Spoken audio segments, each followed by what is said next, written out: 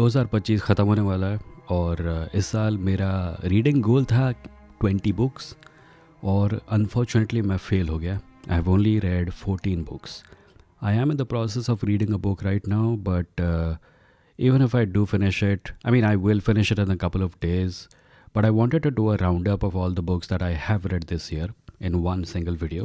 इन सारे बुक्स के ऊपर इंडिविजुअल वीडियो मैंने बनाए हैं और वो आपको आगामी प्लेलिस्ट में मिल जाएंगे. सारे नहीं, ज़्यादातर बुक्स पर मैंने अलग से वीडियो बनाए हैं, वो आपको आगामी प्लेलिस्ट में मिल जाएंगे. पर ये वीडियो राउंड अप है क्योंकि साल के अंत में कुछ ना कुछ तो करना होता है और इस साल मैंने काफ़ी पढ़ा है. So I figured I will make one. By the way, मैं इस बात की शेख ही नहीं बघार रहा हूँ कि मैं बहुत सारी किताबें पढ़ता हूँ. ऐसे कई लोग हैं जो मुझसे भी ज़्यादा पढ़ते हैं और ऐसे कई लोग हैं जो साल में एक किताब पढ़ते हैं. And it's all okay. Don't ever let any one tell you that you should be reading this many books और that you should not be reading that many books. Any reading is good reading. Cool?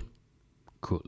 So let's start with the first book I read this year, which was Naomi Novick का novel टेमरेयर. ये उनकी टेमरेयर series की पहली किताब थी और this is the story of British navy man who is put in charge of an actual living dragon. ये कहानी जिस दुनिया में सेट है वहाँ पे ड्रैगन्स एग्जिस्ट करते हैं और देशों की मिलिट्रीज़ ड्रैगन्स का इस्तेमाल करती है एयरफोर्स के रूप में. और इसमें एक और ट्विस्ट ये है कि ड्रैगन जब किसी के साथ बॉन्ड करते हैं, ड्रैगन जब किसी को अपना राइडर मानते हैं तो वो एक लाइफ लॉन्ग बॉन्ड होता है. यानी कि अगर ड्रैगन ने किसी को अपना पार्टनर मान लिया, उस आदमी को सब कुछ छोड़ के ड्रैगन का ही पार्टनर बना रहना पड़ेगा. और इस वजह से उस नेवी मैन की ज़िंदगी पूरी तरह से बदल जाती है. उसका नाम था captain will Lawrence. It's a very nice, it's very good world building, but it is also very good character building. Because मैं इस किताब को पढ़ते समय कई बार रोया था उनकी दोस्ती और उनके बॉन्ड के जो सीन्स थे उनको देखकर. अगली किताब जो थी वो एक ई बुक थी. उसका नाम था magic the gathering planes of the multiverse. ये बेसिकली एक इलस्ट्रेशंस वाली बुक थी जिसमें मैजिक द गैदरिंग जो गेम है उसके जो वर्ल्ड्स हैं उनका आर्ट था. And it was gorgeous. I can't show it to you because I don't have a soft copy. I don't have a hard copy of it. I read it as a soft copy. But if you are into fantasy worlds, I highly recommend that you get yourself a copy of this book and read it. अगली book थी Stephen प्रेसफील्ड की the war of art. ये creative individuals के लिए है और उन blocks के बारे में है जो एक क्रिएटिव इंडिविजुअल को फेस करनी पड़ती है अपनी क्रिएटिव लाइफ के दौरान, जब आप क्रिएट करना चाहते हैं पर आप नहीं कर पा रहे होते हैं क्योंकि आपको आर्टिस्ट ब्लॉक या राइटर्स ब्लॉक या ऐसा कुछ होता है. And this is actually very effective book because it turns this entire struggle into a mythological battle of sorts, a mythic battle of sorts, where the block, you can literally see the block, you can see it coming. Stephen Pressfield block को agency दे देते हैं. वो कहते हैं कि block तुम्हारा दुश्मन है और ये दुश्मन क्यों तुम्हारी तरफ आ रहा है और इस दुश्मन से लड़ने के लिए तुम क्या क्या कर सकते हो. ये किताब मुझे काफ़ी पसंद आई, बावजूद इसके कि इसमें कुछ आइडियाज़ हैं जिनके साथ मैं एग्री नहीं करता. ओवरऑल इसको मैं रेकमेंड सिर्फ इसलिए कर रहा हूँ क्योंकि ये क्रिएटिव इंडिविजुअल्स के काम आ सकती है. और I hope that you get your self a copy of this if you struggle with creative battles in your life. अगली किताब जो मैंने पढ़ी वो थी speculative whiteness, science fiction and the alt right. ये किताब रेसिज्म के बारे में है, बट स्पेसिफिकली उस प्रकार के रेसिज्म के बारे में है जिसको जस्टिफाई किया जाता है साइंस फिक्शन और फैंटेसी का इस्तेमाल करके. आप देख रहे होंगे इस समय कई ऐसे रेसिस्ट्स हैं जो कि स्टार ट्रेक के बहुत बड़े फ़ैन हैं, स्टार वॉर्स के बहुत बड़े फ़ैन हैं, लॉर्ड ऑफ द रिंग्स के बहुत बड़े फ़ैन हैं और इसी प्रकार के दूसरे साइंस फिक्शन प्रॉपर्टीज़ और फ्रेंचाइजेस के फ़ैन हैं और अपने आप को बहुत बड़ा साई-फाई फ़ैन बताते हैं. इलॉन मस्क उनमें से एक है. जबकि सच ये है कि ये जो इनका रेसिज्म है पावर्ड बाय साइंस फिक्शन, ये अक्सर मिस इंटरप्रिटेशंस पर बेस्ड होता है और ये मिस इंटरप्रिटेशंस को उन किताबों के ऑथर्स ने और इन किताबों को पढ़ने वाली जो फ़ैन कम्युनिटीज़ हैं जो कि काफ़ी डाइवर्स हैं, उन्होंने भी इसका खंडन किया है. और ये किताब है जॉर्डन एस कैरल द्वारा और वो इस बात को साफ करते हैं कि वाइट सुप्रीमेसी किन आइडियाज़ पर बेस्ड है, किन फाउंडेशंस पर बेस्ड है और उन फाउंडेशंस को किस प्रकार घुमा फिरा कर साइंस फिक्शन में ठूंसा जा रहा है ताकि वाइट सुप्रीमेसी और रेसिज्म को एक वाइड कल्चरल फाउंडेशन मिल सके. Highly recommended if you are interested in cultural anthropology and just science fiction. इसके बाद जो अगली किताब मैंने इस साल पढ़ी थी वो थी एस्टाउंडिंग. ये भी साइंस फिक्शन के इतिहास के बारे में है. इसके ऑथर हैं एलेक नेवाला ली. और इस किताब में आपको जानने को मिलेगा साइंस फिक्शन के गोल्डन एज कहे जाने वाले समय के दौरान काम कर रहे राइटर्स और एडिटर्स के बारे में. स्पेसिफिकली एस्टाउंडिंग नाम की एक मैगज़ीन और उसके ऑथर्स और एडिटर जॉन डब्ल्यू कैम्पबेल के बारे में. और आपको जानने को मिलेगा किन कल्चरल फोर्सेस ने आज के साइंस फिक्शन का निर्माण किया. माइंड यू, इनमें से सारी कल्चरल फोर्सेस पॉजिटिव नहीं थी. इस समय के दौरान ऐसे बहुत सारी चीज़ों का उद्भव हुआ जो आजकल प्रॉब्लमेटिक कही जाएंगी. साथ ही साथ आपको जानने को मिलेंगे पर्सनल लाइफ्स के बारे में उस समय के जाने माने ऑथर्स जैसे Isaac Asimov, Robert Heinlein, L Ron Hubbard जिन्होंने साइंटोलॉजी को इवेंचुअली शुरू किया, और इस प्रकार के दूसरे ऑथर्स के बारे में. This book is highly recommended if you are interested in the history of science fiction और even the history of the world that we live in, because in many ways it may be said कि हम जिस दुनिया में आज रह रहे हैं उसका मोर और लेस निर्माण साइंस फिक्शन ने ही किया है. इसके बाद इस साल मैंने एक्चुअली आइजैक आसिमोव की फाउंडेशन सीरीज़ को पढ़ना शुरू किया. मैंने उनकी पहली किताब को पढ़ा फाउंडेशन, फिर पढ़ा फाउंडेशन एंड एम्पायर, और फिर सेकंड फाउंडेशन, और इसके बाद ये जो ओरिजिनल ट्रिलॉजी है इसके ख़त्म होने के बाद मैंने आगे की किताबों में से फाउंडेशंस एज को भी पढ़ा. इसके बाद मुझे आगे की किताबें पढ़नी है फाउंडेशन की. इसमें शायद 4 या 5 किताबें हैं, और उसके बाद मैं आसिमोव की को एक्सप्लोर करने की यात्रा को आगे भी जारी रखूँगा दूसरी फाउंडेशन से रिलेटेड किताबों को पढ़कर. फाउंडेशन एक सेमिनल वर्क है. मैं पर्सनली ये समझता हूँ कि आज के समय में ऐसे बहुत सारे साइंस फिक्शन ऑथर्स हैं जो कि लिख रहे हैं और वो आसिमोव से बेहतर हैं.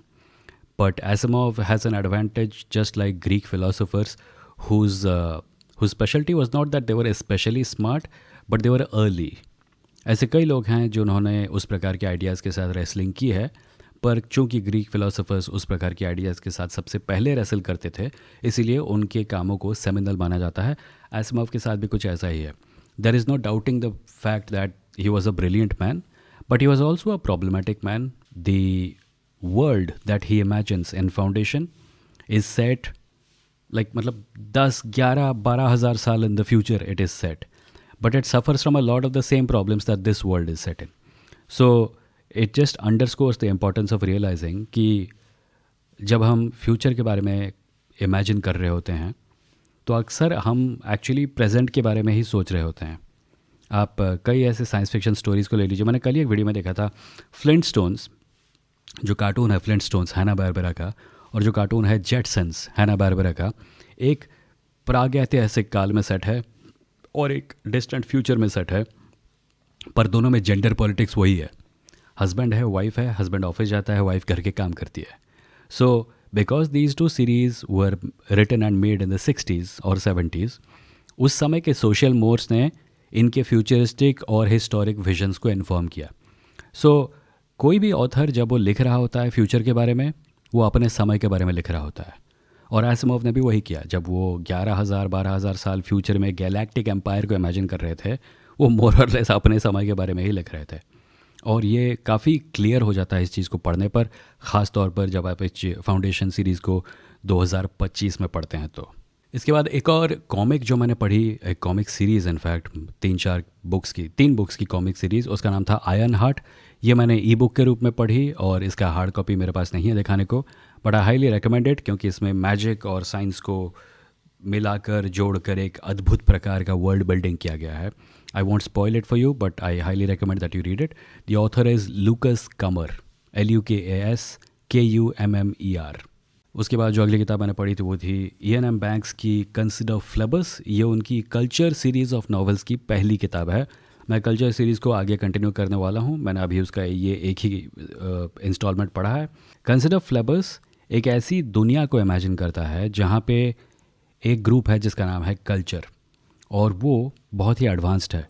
इस सोसाइटी में इनइक्वालिटी नहीं है, लेबर नहीं है, सब लोग शांति से रहते हैं, हर किसी के पास अपने सपनों को पूरे करने के तरीके हैं, और इस दुनिया में एक एलियन इन्वेजन भी हो रहा है कल्चर के ख़िलाफ़, from aliens who are religious, जो कि अपनी सुप्रीमेसी को सैक्रोसैंक्ट मानते हैं, और जो मानते हैं कि उनके पास वो वन ट्रू पाथ है जिसको फॉलो करके हर किसी को जीना चाहिए, including all the people in the culture.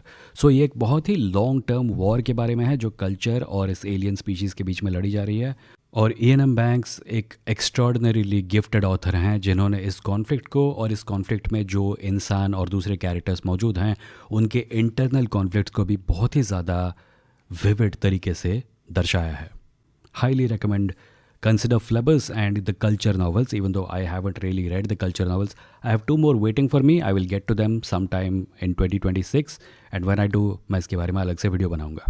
इसके बाद जो किताब मैंने पढ़ी वो थी एड्रियन चाइकोव्स्की की किताब श्राउड। इसके बारे में भी एक डिटेल्ड वीडियो है, लिंक नीचे मिल जाएगा। श्राउड एक ऐसे एलियन प्लैनेट के बारे में है जो इतना एलियन है कि उसको समझने के लिए आधी किताब निकल जाती है, और यही प्रॉब्लम पेश आती है इस किताब के ह्यूमन प्रोटैगनिस्ट को भी। श्राउड एक ऐसी दुनिया है जहाँ पे लाइट नहीं है, जहाँ सब कुछ अंधेरा है, और उस प्लैनेट पे रहने वाले जो लाइफ फॉर्म्स हैं उन्होंने दुनिया को लाइट के बगैर परसीव करने और ऑल्टर करने के अजीब व गरीब तरीके निकाल रखे हैं, जो कि इंसानों को समझ आने में काफ़ी टाइम लगता है। और साथ ही साथ ये किताब इंसानी एरोगेंस के बारे में भी है, जो कि एक एलियन प्लैनेट को देखती है जहाँ पे उसको अपने जैसा कुछ दिखता नहीं है, और वो बहुत जल्दी इस नतीजे पर पहुँच जाती है ये तो बस जानवर हैं, जबकि सच असल में कुछ और था। I don't want to spoil anything for you. If you want, you can watch the longer video I made about Shroud, but highly recommended. Adrian Tchaikovsky, Shroud. In fact, market में जाओ, जिस भी किताब के ऊपर एड्रियन चाइकोव्स्की लिखा है उसको ख़रीद लो, डिसअपॉइंट नहीं होगे। He is my, I think he is right now, I can honestly say he is my favourite author. इसके बाद एक और एड्रियन चाइकोव्स्की की किताब एलियन क्ले, इसका भी अलग से पूरा वीडियो है, लिंक डिस्क्रिप्शन में मिल जाएगा। एलियन क्ले एक ऐसे प्लैनेट के बारे में है जहाँ पे पृथ्वी की सरकार, जो लोग सरकार से सवाल पूछते हैं उनको भेज देती है इस प्लैनेट पर प्रिजन के रूप में, और वहाँ पे मजदूरी करने के लिए कैदियों के रूप में। और एक स्कॉलर है, एक प्रोफेसर है जिसने सवाल उठाए थे, पर उसको जेल में डाल दिया गया और इस प्लैनेट पर भेज दिया गया, जहाँ पे वो ज़िंदा तो रहता है पर उस प्लैनेट पर उसको मजदूरी करने के लिए कहा जाता है। उसको स्पेसिफिकली कहा जाता है उस प्लैनेट पर कुछ खंडहर हैं, पुरानी बिल्डिंग्स, उनके बारे में रिसर्च करने को कहा जाता है, क्योंकि पृथ्वी के लोग, पृथ्वी की सरकार ये जानना चाहती है कि इस प्लैनेट पर जो लोग कभी थे वो कैसे थे, क्योंकि उन्हें लगता है वो ज़रूर हमारे जैसे रहे होंगे, क्योंकि हम कितने अमेजिंग हैं। और वो जो पाता है वो इतना ज़्यादा माइंड ब्लोइंग था कि मैं क्या ही बताऊँ, माइंड तो ब्लो हो गया मेरा। उस वीडियो को देखो जिसमें मैंने इसके बारे में और ज़्यादा बात की है। Alien Clay by Adrian Tchaikovsky, extremely highly recommended, not only because it's a great science fiction story but also because it's a great political story. और अगली और आखिरी किताब आज के वीडियो की है चिल्ड्रन ऑफ रूइन। वो है एड्रियन चाइकोव्स्की की एक और नावल। ये उनकी एक सीरीज़ का पार्ट 2 है। सीरीज़ की पहली किताब थी चिल्ड्रन ऑफ टाइम, और चिल्ड्रन ऑफ रूइन उसका सेकंड पार्ट है। इन दोनों किताबों के ऊपर मैंने अलग से वीडियो बनाए हैं, आप देख सकते हैं, मैं लिंक्स नीचे डाल दूँगा। Highly recommended.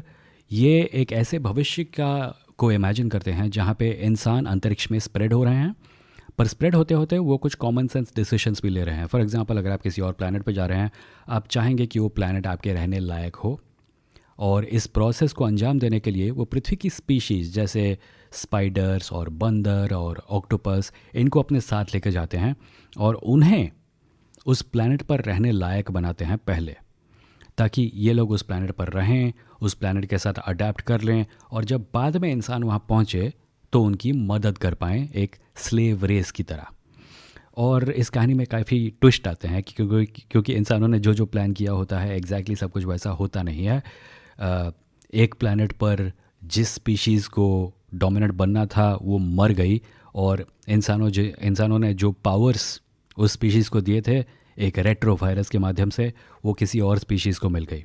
उसी प्रकार चिल्ड्रन ऑफ रूइन में आपको, चिल्ड्रन ऑफ टाइम में आपको स्पाइडर्स देखने को मिलेंगे, चिल्ड्रन ऑफ रूइन में आपको ऑक्टोपस देखने को मिलेंगे, और एक ऐसा अजीब सा एलियन क्रीचर जो कि इंसानों को समझने की कोशिश करने लगता है बावजूद इसके कि वो खुद को समझ नहीं पाया है। बट या Children of Ruin recommended, a book by Adrian Tchaikovsky. और ये थी वो 14 किताबें जो मैंने इस साल पढ़ी। गोल था 20 किताबों का। इस समय मैं पढ़ रहा हूँ रे ब्रैडबरी की फ़ारेनहाइट 451, जो ज़्यादा मोटी नहीं है और वैसे ही मैंने आधे से ज़्यादा ख़त्म कर लिया है। ये प्रदीप की पेटी में थी। मैं पिछले व्लॉग में इसके बारे में बात करना भूल गया था। और आई हैव थिंग्स टू से विच I will say in a video after I finish reading it. तो हो सकता है इस साल का टोटल 14 से बढ़ के 15 हो जाए। But this was my year in books. और इस वीडियो को एंड करने से पहले एक और किताब आपको दिखा दूं, जो है रावणायन का डीलक्स एडिशन, जो अब आ गया है। आप इसको होलिका एंटरटेनमेंट के ऑफिशियल वेबसाइट से खरीद सकते हैं या अमेज़ॉन से खरीद सकते हैं। दोनों ही लिंक मैं नीचे एक पिंड कमेंट में डाल दूंगा। इसका हिंदी वर्जन भी है बाय द वे, कंप्लीट रावणायन इन हिंदी, उसका लिंक भी मैं नीचे डाल दूंगा। रावणायन एक कॉमिक बुक सीरीज़ है जिसको मैंने लगभग 14 साल पहले लिखा था, और उसकी सारी इश्यूज़ को कलेक्टेड एडिशन में अब फाइनली निकाल लिया गया है। And I hope you will get it, and I hope you will read it, and I hope you will enjoy it. And that's it for 2025's books wrap up. I hope you have a great year ahead, and I hope that I read at least 15 books next year. मैं अगले साल का अपना गोल थोड़ा सा minimise कर रहा हूँ ताकि अपने आप को ज़्यादा डिसअपॉइंट ना करूँ। मेरा गोल अगले साल के लिए है 15 बुक्स। देखते हैं अगले साल क्या होता है। Thank you for watching. I will see you next time. Bye bye.